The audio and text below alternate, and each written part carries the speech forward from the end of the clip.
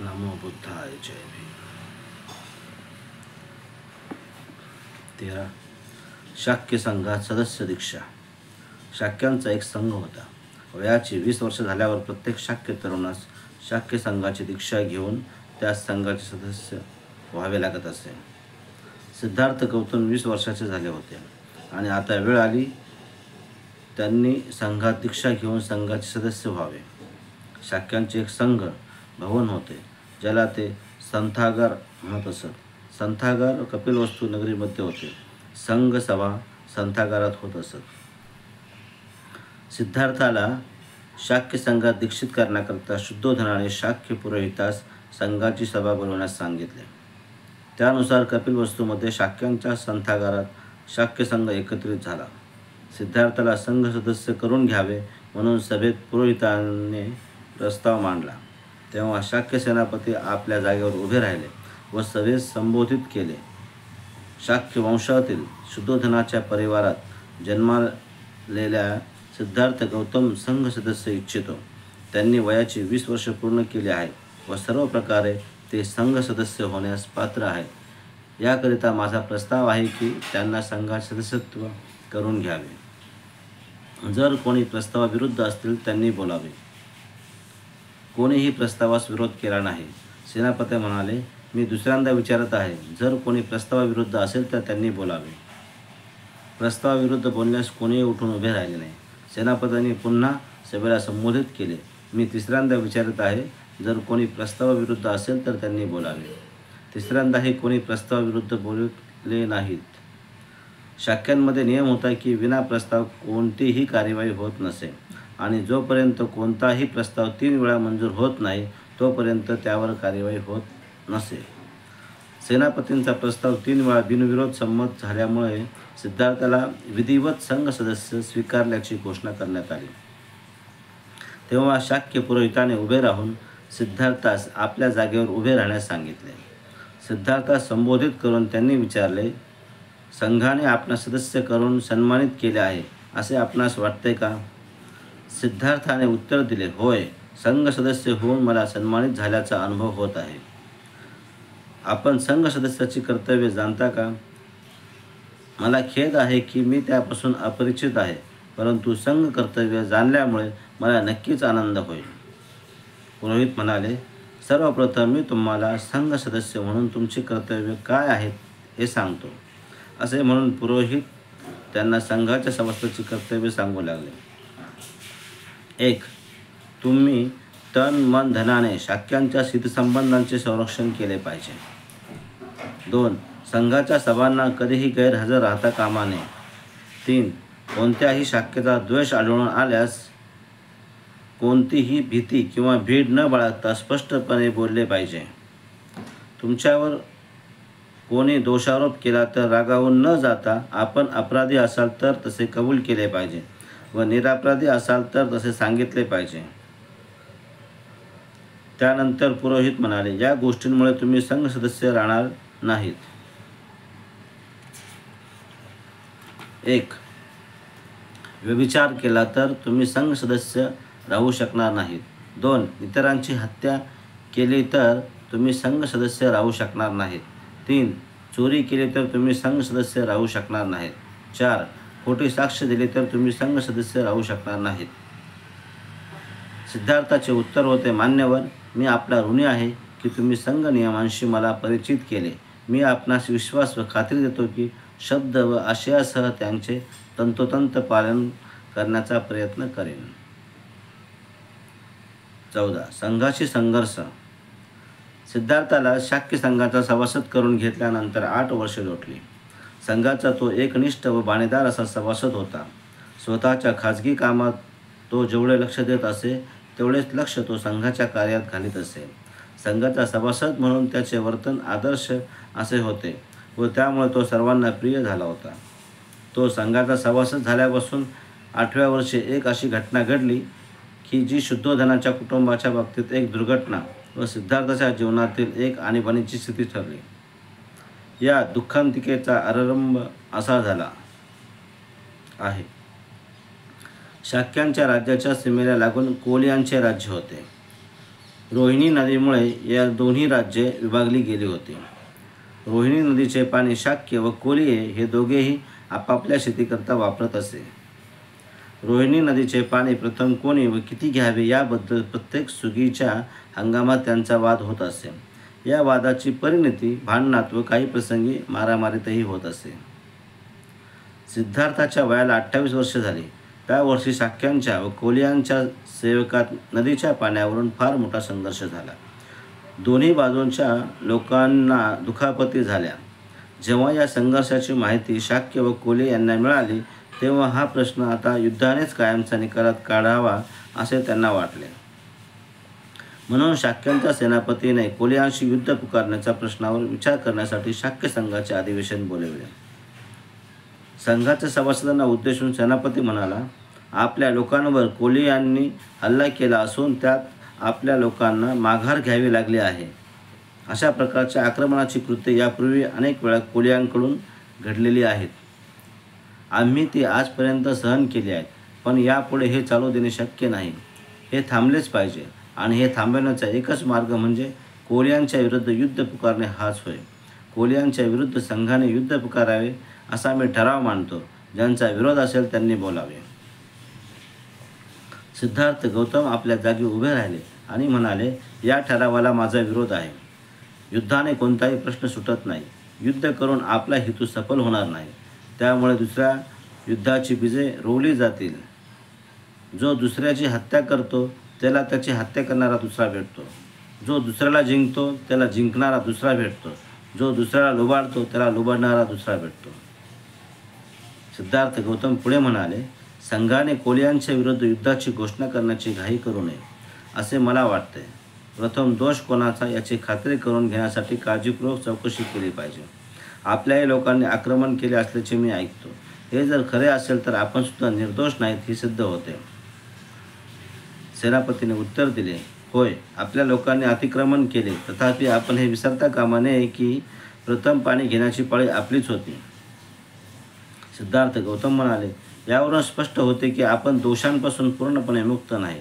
म्हणून मी असं सुचवितो की आपण आपल्यातून 2 माणसे निवडावी व कोलियांना त्यांच्यापैकी 2 माणसे निवडावयास सांगावे आणि या चौघांनी मिळून 5वा मनुष्य निवडून घ्यावा आणि या 5 जणांनी हे भांडण मिटवावे. सिद्धार्थ गौतमाच्या सूचनेला अनुमोदनही मिळाले, परंतु सेनापतीने या सूचनेला विरोध केला. तो म्हणाला, माझी खात्री आहे की कोलियांचा हा उपद्रव जोपर्यंत त्यांना कडक शासन केले जात नाही तोपर्यंत थांबणार नाही. यामुळे मूळ ठराव व त्याला सुचवलेली दुरुस्ती मतास टाकावी लागली. सिद्धार्थ गौतमाने सुचवलेली दुरुस्ती प्रथम मतास टाकण्यात आली. ती बहुसंख्यांच्या मताधिक्यांनी अमान्य झाल्याचे जाहीर करण्यात आले. सेनापतीने त्यानंतर आपला स्वतःचा प्रस्ताव मतास टाकला. त्या प्रस्तावाला विरोध करण्यासाठी सिद्धार्थ गौतम पुन्हा पुढे उभे राहिले. ते म्हणाले, हा प्रस्ताव मान्य करू नये अशी मी संघाला विनंती करतो. शाक्य आणि कोले यांचा निकट संबंध आहे. त्यांनी परस्परांचा नाश करणे हे शहाणपणाचे ठरणार नाही. सिद्धार्थ गौतमांचे म्हणणे सेनापतीने खोडून काढले. त्याने जोर देऊन सांगितले की क्षत्रिय लोक युद्धात आपला आणि परकाचा भेद करू शकत नाही. आपल्या राज्याकरता त्यांनी आपल्या सख्या भावांशी देखील लढले पाहिजे. यज्ञ याग करणे हा ब्राह्मणांचा धर्म आहे. युद्ध करणे हा क्षत्रियांचा धर्म आहे. व्यापार करणे हा वैश्यांचा धर्म आहे, तर सेवा चाकरी करणे हा शूद्रांचा धर्म आहे. प्रत्येक वर्णाला आपला धर्म पालन करण्यात पुण्य आहे. हीच आपल्या शास्त्रांची आज्ञा आहे. सिद्धार्थाने उत्तर दिले, धर्म याचा अर्थ मी असा समजतो की वैर्याने वैर क्षमत नाही. वैरांवर प्रेमानेच मात करता येते. अस्वस्थ होऊन सेनापती म्हणाला, या तत्त्वज्ञानाच्या चर्चेत शिरण्याची काही आवश्यकता नाही. मुख्य मुद्दा हा आहे की सिद्धार्थाचा माझ्या प्रस्तावाला विरोध आहे. यासंबंधी संघाचे काय म्हणणे आहे हे हा प्रस्ताव मतास टाकून याची खात्री करून घेऊया. त्यानुसार सेनापतीने आपला प्रस्ताव मतास टाकला. फार मोठ्या बहुमताने तो संमत झाल्याचे घोषित करण्यात आले. 15. देश त्यागाचा सल्ला.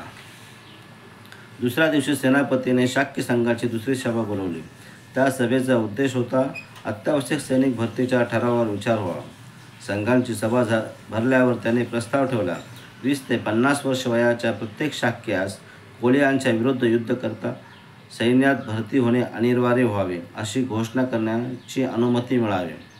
मागील सभेत ज्यांनी युद्ध घोषणा करण्याच्या बाजूने मते दिले होते व जे विरोधी होते अशा दोन्ही मतांचे लोक सभेत उपस्थित होते.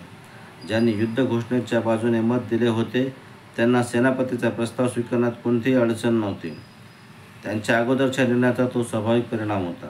परंतु ज्या अल्पसंख्याकांनी युद्धविरोधी भूमिका मांडली होती त्यांच्यासमोर एक अडचण होती, बहुमताच्या समोर नतमस्तक व्हावे की नाकारावे.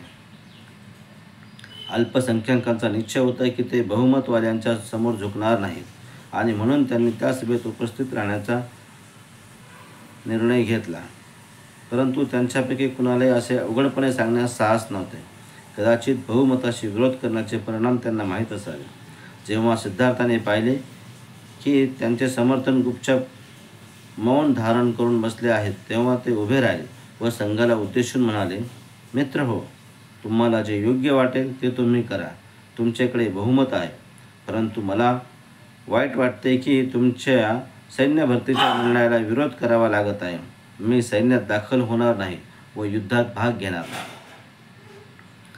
सेनापतीने सिद्धार्थाला उत्तर देताना म्हटले, संघ सदस्य होताना घेतलेल्या शपथेचे स्मरण कर व त्यापैकी एकाही वचनाचे पालन केले नाही तर तुला लोकनिंदेला सामोरे जावे लागेल.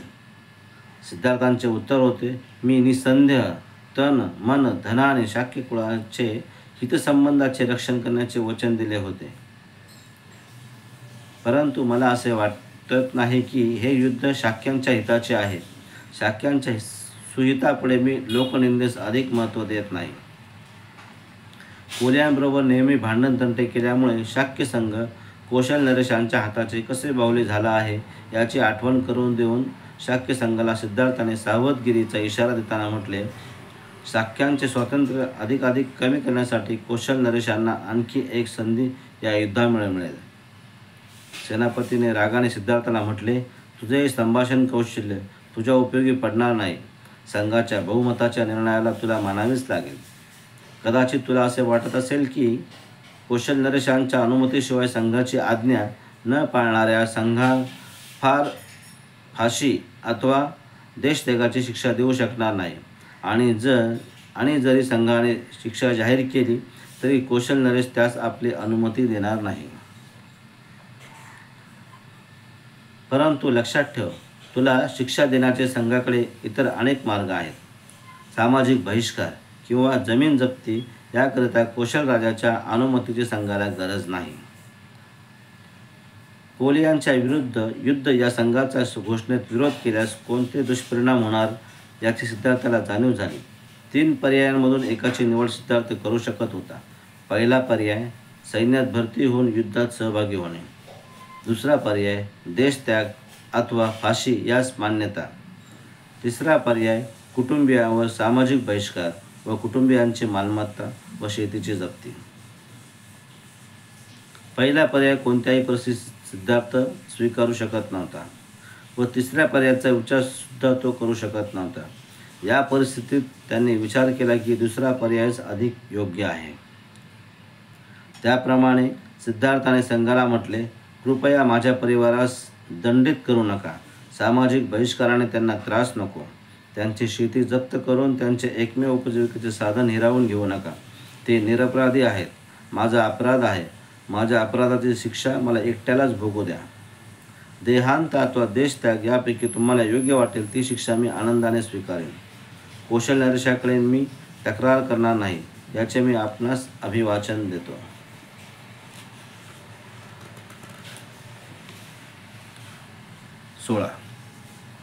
परिव्रज्या अभिनिष्क्रमण. सेनापती म्हणाला, तुझे म्हणणे मान्य करणे कठीण आहे, कारण की स्वेच्छेने जरी तू शिक्षेस तयार झालास तरी गोष्ट कौशलाधिपतीस समजणारच आणि त्याचा निष्कर्ष हाच असणार आहे की संघाने शिक्षा दिली व त्याचा कौशल नरेश संघाला जाब विचारणारच. सिद्धार्थ म्हणाला, जरी समस्या असेल तर यावर मी एक उपाय सुचवू शकतो. मी परिवर्जक होऊन देशाबाहेर निघून जाईन व तो एक प्रकारचा देशत्यागच होईल. सेनापतीला वाटले की हा एक चांगला मार्ग आहे, पण त्याच्या पूर्ततेबद्दल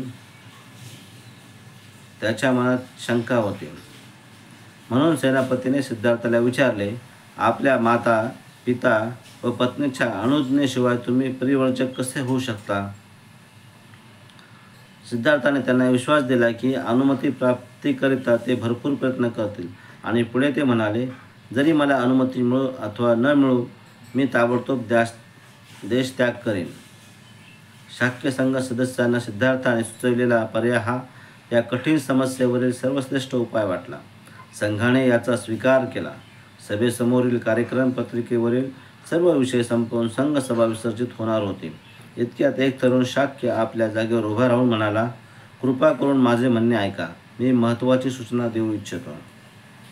त्यास बोलण्याची परवानगी मिळाल्यावर त्याने म्हटले, सिद्धार्थ आपल्या वचनाचे पालन करतील व देश त्याग करतील या गोष्टीबद्दल मला थोडी देखील शंका नाही. परंतु एका गोष्टीमुळे मी चिंतित आहे.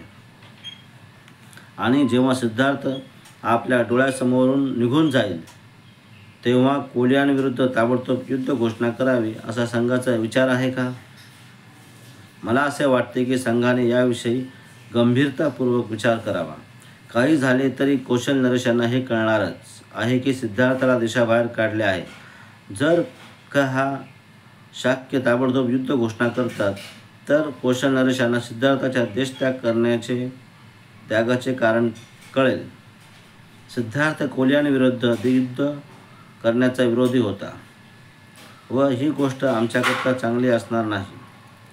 याकरिता माझा असा प्रस्ताव आहे की सिद्धार्थ गौतमाचा गृहत्याग व कोलियांविरुद्ध युद्ध घोषणा यामध्ये काही दिवस जाऊ द्यावे. नाहीतर कौशल नरेश या दोन्ही घटनांमध्ये संबंध जोडतील. संघाला वाटले की निश्चितच ही गोष्ट महत्त्वपूर्ण आहे. पुढील युद्धनीतीच्या दृष्टीने या गोष्टीस मान्यता दिली गेली. अशा प्रकारे शाक्य संघाची ही दुःखांत सभा संपली. अत्यंत भयानक स्थितीमधून कसे तरी बाहेर पडल्याबद्दल ज्यांच्यामध्ये आपली बाजू स्पष्ट मांडण्याचे धैर्य नव्हते अशा युद्धविरोधी अल्पसंख्याकांनी सुटकेचा निश्वास टाकला.